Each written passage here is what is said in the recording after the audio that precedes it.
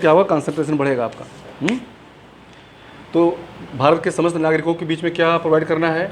Justice, social, economical and political justice. अगर किसी व्यक्ति को ये तीनों चीज़ों से संतुष्टि मिल जाए, तीनों एस्पेक्ट से जस्टिस मिल जाए, तो कोई तकलीफ हो ही नहीं सकती। मुझे लगता है, सोच के बताओ, कोई तकलीफ के कहीं गुंजाइश है, कोई संभावनाएं हैं? अगर समाज में भी आपके साथ कोई भेदभाव नहीं हो रहा है, आर्थिक रूप से भी कोई भेदभाव नहीं है, डिस्क्रिमिनेशन नहीं है, और पॉलिटिकली भी नहीं है, तो मुझे लगता है तकलीफ की कोई संभावना ही नहीं है कहीं किसी रूप में। पॉलिटिकल मतलब कि 1 पर्सन 1 वोट, एक व्यक्ति एक वोट, केवल इतना ही नहीं है। भारत में जितने भी लोग हैं उनको अपनी पार्टी बनाने की आज़ादी है, चुनाव लड़ने की आज़ादी है, वोट देने की आज़ादी है। और एक व्यक्ति, चाहे वो मुकेश अंबानी वोट दें, चाहे कल्लू राम खैनी वाला वोट दे, सबके वोट की कीमत एक ही होगी। तो कितना बड़ा फेस है उसका, फेस वैल्यू कितनी है, उससे वोट की वैल्यू पर कोई फ़र्क नहीं पड़ता। एक व्यक्ति एक वोट, बराबरी है कि नहीं? और प्रधानमंत्री, चाय वाला भी प्रधानमंत्री बन सकता है कि नहीं? ये है पॉलिटिकल इक्वलिटी।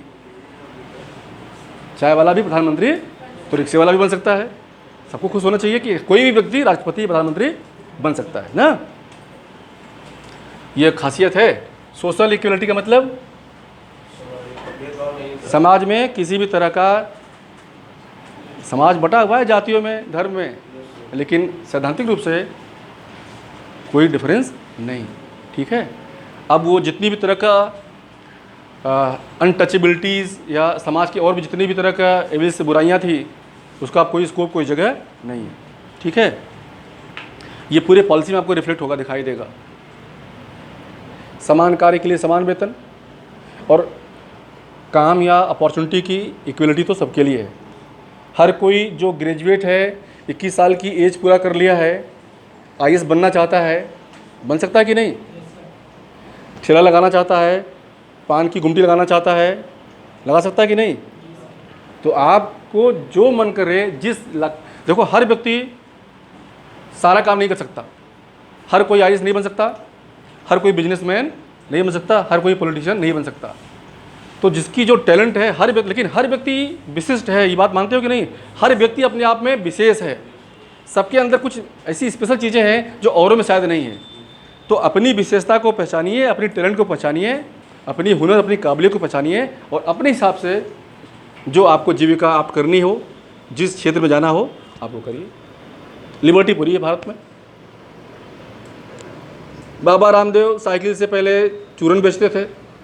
चूरन मतलब थोड़ा घटिया स्तर की बात हो गई, मतलब ऐसे ही पुड़िया और दूसरे की कंपनी में सप्लाई करते थे।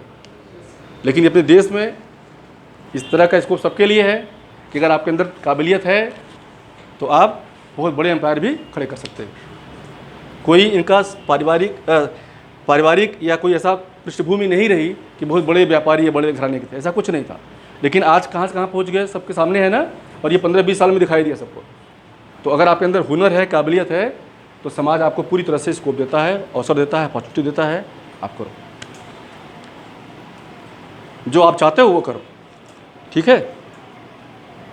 लेकिन अफीम, चरस, गांजा बेचोगे तो वो कुछ प्रतिबंधित हैं, उसके लिए कुछ नियम बने हैं, क्योंकि समाज के हित में इस पर कुछ नियम, कुछ रेस्ट्रिक्शंस लगाना जरूरी है। शराबबंदी हो गई कई राज्यों में, हो सकती है कि नहीं? तो कहोगे अरे हमारा तो चॉइस थी कि बचपन से शराब बेचेंगे। ठीक है, लेकिन समाज के हित को देखते हुए आप पर ये प्रतिबंध लगाया जाता है। ध्यान रखना एक बात, बार बार मैं बोलूँगा कि जितने भी आपको राइट्स या लिबर्टी दी गई है, जितने भी राइट्स और लिबर्टी दी गई, चाहे इवन वो फंडामेंटल राइट ही क्यों ना हो, बट कोई भी राइट या कोई भी लिबर्टी एब्सोल्यूट नहीं होती। कोई भी अधिकार या कोई भी आज़ादी स्वतंत्र पूर्ण नहीं होती। सारे अधिकारों पर एक रीजनेबल रेस्ट्रिक्शन इम्पोज किया जा सकता है बाय द स्टेट। ठीक है। समाज के हित में राज्य ऐसा नियंत्रण लगा सकती है। लिबर्टी ऑफ थॉट, विचार, अभिव्यक्ति, विश्वास, धर्म, उपासना। नोट कर लो भाई। विचार मतलब आपके मन में जो भी विचार आ रहा है, अच्छा बुरा, ठीक है, वो विचार। तो विचारों पर कोई नियंत्रण नहीं कि नहीं आप बताओ कि हाँ वो पार्टी अच्छी है, आप मानो, मैं जो कह रहा हूँ वही मानो। विचार बनाने के लिए कोई किसी को बाध्य नहीं कर सकता। तो विचार की आपकी क्या है? लिबर्टी है, आज़ादी है। जो आपके मन में विचार आ रहा है उसको क्या करना है? यही लोकतंत्र का बहुत महत्वपूर्ण चीज़ है कि लोकतंत्र के अंतर्गत अपने थाट को एक्सप्रेस करने का अधिकार मिलना चाहिए। तो जब हम वोट देते हैं किसी को तो क्या है? एक्सप्रेशन ही तो है कि जिस पार्टी को मैं पसंद करता हूँ उसको मैं समर्थन भी कर रहा हूँ, उसको वोट देना एक्सप्रेशन है। पॉइंट समझ आ रहा है? तो एक्सप्रेस करने का, इसमें किसी तरह का कोई दबाव, कोई नियंत्रण उचित नहीं होगा, लाफुल नहीं होगा। बिलीव करने का। अब कोई प्रवचन दे रहा है, जैसे मेरे अंदर कोई विचार आया, मानवता से प्रेरित है, आध्यात्मिक बातें हैं, तो मैं आप सामने अपने विचार को क्या कर रहा हूँ? एक्सप्रेस कर रहा हूँ।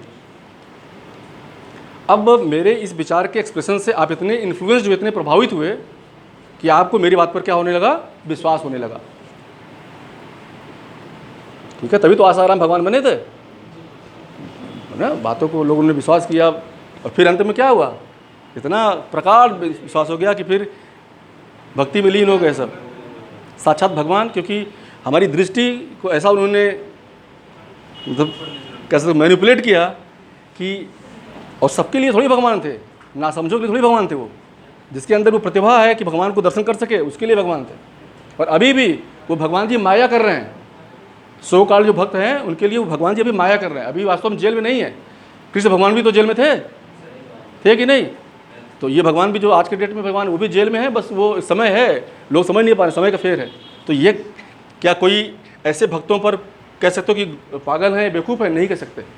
हमारा संविधान पूरी गारंटी दे रहा है उनको। ठीक है, पत्थर को भगवान मानने क्या दिक्कत है?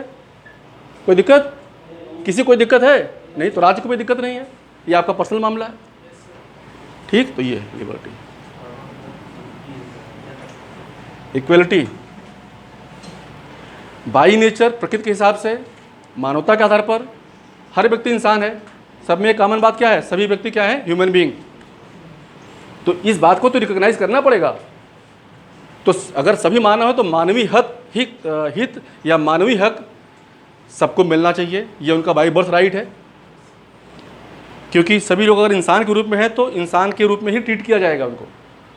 इंसान जानवर के रूप में व्यवहार, जानवर जैसा व्यवहार नहीं किया सकता। तो उनकी डिग्निटी, उनका स्टेटस, उनका स्तर ये रिकॉग्नाइज किया जाएगा। कैसा है कि मानव है, ह्यूमन बीइंग है, और अपॉर्चुनिटी मिलेगी उनको सबको। कोई भी एरिया, कोई भी क्षेत्र, किसी भी व्यक्ति, किसी भी इंडिविजुअल के लिए रोका या प्रतिबंधित नहीं किया जाएगा इन जनरल। ठीक है, तो जब यह स्थिति रहेगी तो लोगों में क्या बढ़ेगा? यूनिटी। ठीक, एकता, आर्थिक रूप से, सामाजिक रूप से, राजनीतिक रूप से, और कहीं भेदभाव नहीं है, कहीं छुआछूत नहीं है। यूनिटी बढ़ेगी। जब यूनिटी बढ़ेगी तो क्या होगा? पूरे देश में इंटीग्रिटी बढ़ेगी। और जब इंटीग्रिटी हो जाएगी तो देश एक बहुत मजबूत राष्ट्र बन जाएगा। देश और राष्ट्र में क्या फ़र्क है? राज्य और राष्ट्र में क्या फ़र्क है? हम क्या बनाना चाह रहे हैं? राष्ट्र, with the people of India. एक देश और एक राष्ट्र में क्या फ़र्क है? Nation and state.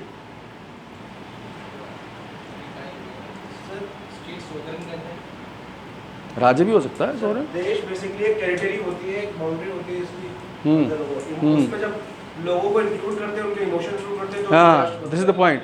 तो देखो, स्टेट की जहाँ तक बात की जाए तो एक पर्टिकुलर टेरिटरी हो गई, जनता, लोग हो गए, ठीक है, पॉपुलेशन हो गई, एक चुनी हुई सरकार हो गई, सरकार का लोगों पर कंट्रोल हो गया, और जितने लोग हैं, जितनी पॉपुलेशन, जितने भी लोग हैं, दूसरी बात कि संप्रभु है वो।